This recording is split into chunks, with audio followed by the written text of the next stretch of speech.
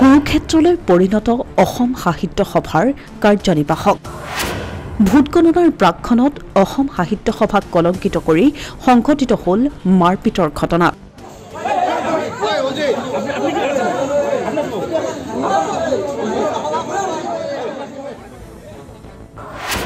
প্ৰধান সম্পাদক পদৰ প্ৰাৰ্থী অজিত প্ৰসাদ শৰ্মাৰ প্ৰসাৰত আহত এজন।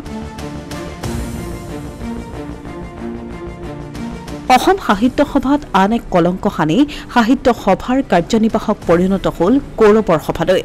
দদৰা ভৃগুফুকন প্ৰেক্ষাগৃহত অনুষ্ঠিত হৈছিল কাৰ্যনিৰ্বাহক সভা।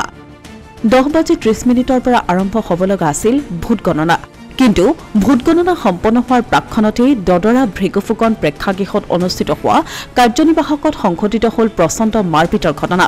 প্ৰধান সম্পাদক পদৰ প্ৰাৰ্থী অজিত প্ৰসাদ শৰ্মাৰ প্ৰসাৰত আহত হ'ল এজন সদস্য। প্ৰহাৰ কৰা সদস্যজনৰ নাম সুশীল ডেকা। অসম সাহিত্য সভাৰ কাৰ্যনিৰ্বাহকত নিমন্ত্ৰণী পত্ৰ পোৱা নাছিল সুশীল ডেকাই। এই সম্পৰ্কে সভাপতিক অৱগত কৰাৰ বাবে আহিছিল সুশীল ডেকা, কিন্তু সেই বিষয়ক লৈ প্ৰধান সম্পাদক পদৰ প্ৰাৰ্থী অজিত প্ৰসাদ শৰ্মাই প্ৰহাৰ কৰাৰ অভিযোগ তুলিছে সুশীল ডেকাই। মই অসম সাহিত্য সভাৰ নিমন্ত্ৰণী পত্ৰ পোৱা নাছিলোঁ। নিমন্ত্ৰণী পত্ৰ নোপোৱাত মই মাননীয় সম্পাদক মহোদয়ক মই এইটো অৱগত কৰিব গৈছিলোঁ।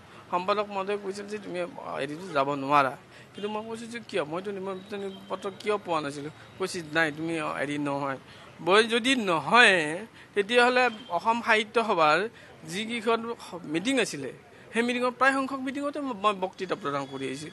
আৰু মোৰ দৰে এই অধমৰ যদি মই প্ৰধান সদস্য নহয়, মই দিয়া প্ৰস্তাৱ অসম সাহিত্য সভাত গ্ৰাহ্য হৈছে, ডুমডুমা অধিৱেশন অসম সাহিত্য সভাত গ্ৰাহ্য হৈছে, সেই কথাটো অৱগত কৰাৰ সময়ছোৱাতে এই যে আমাৰ প্ৰাৰ্থী অজিত প্ৰসাদ শৰ্মা আহি কিনে তেওঁ হেৰি কৰিছে, দম দিছে। দম দি কিনে কৈছে তুমি কিয় এইটো কাম কৰিছা, তুমি এইটো কৰিব নোৱাৰা, তুমি এইটো যাব নোৱাৰা। অজিত প্ৰসাদ শৰ্মাটো একো নহয়।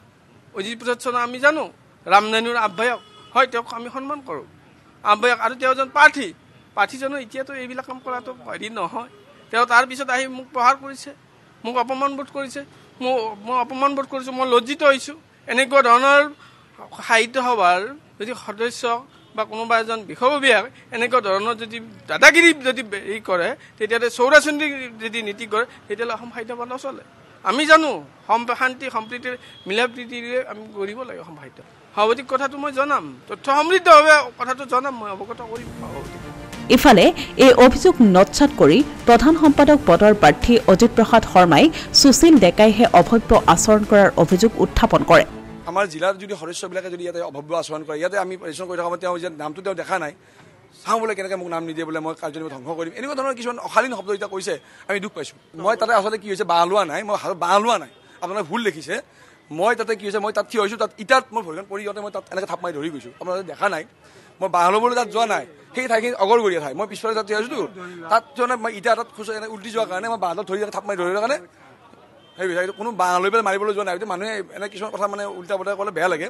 দ্বিতীয় কথা হ'ল মই তাতে প্ৰহাৰ কৰিবলৈ যোৱা নাই। মই বিচাৰিছোঁ কি যে প্ৰধান সম্পাদকগৰাকী যেতিয়া অশালীন ব্যৱহাৰ কৰিছে, আমাৰ দায়িত্ব হৈছে যে, আৰু আৰক্ষী নিজে আছে, আমাৰ আপোনালোকে আৰক্ষীক সুধিলে দেখাই তেওঁলোকে ক'ব আপোনালোকক, আৰক্ষী নিজে ধুনীয়াকৈ ৰখি আছে। আমাৰ প্ৰধান সম্পাদক মই যে বেয়া ব্যৱহাৰ এতিয়া মানুহবিলাক হেঁচা মাৰি ধৰিছে, আমি কৈছে পৰিৱেশটো বেয়া হ'ব, মই তেখেতক হাতখন ধৰি তাৰপৰা উলিয়াই আনিছোঁ, কাৰণ ইফালে যাব নোৱাৰোঁ, মানুহবিলাক হেঁচা মাৰি ধৰি আছে, মই সেইফালে ধৰি ওলাই আহা বুলি কৈ তাক উলিয়াই আনিছোঁ, যাতে পৰিৱেশটো সুস্থিৰ হওক, তেওঁ যাতে বাহিৰত থাকক, অন্তত যাতে এই হুলস্থুলটো নহওক। বাকী যিয়েই নহওক, অসম সাহিত্য সভাৰ দৰে এক অনুষ্ঠানত সংঘটিত হোৱা এনে মাৰপিটৰ ঘটনা সঁচাকৈ লজ্জাজনক। সততে বিতৰ্কৰ আৱৰ্তলৈ আহিলেও কোনোদিনেই অসম সাহিত্য সভাত সংঘটিত হোৱা নাছিল এনে মাৰপিটৰ ঘটনা।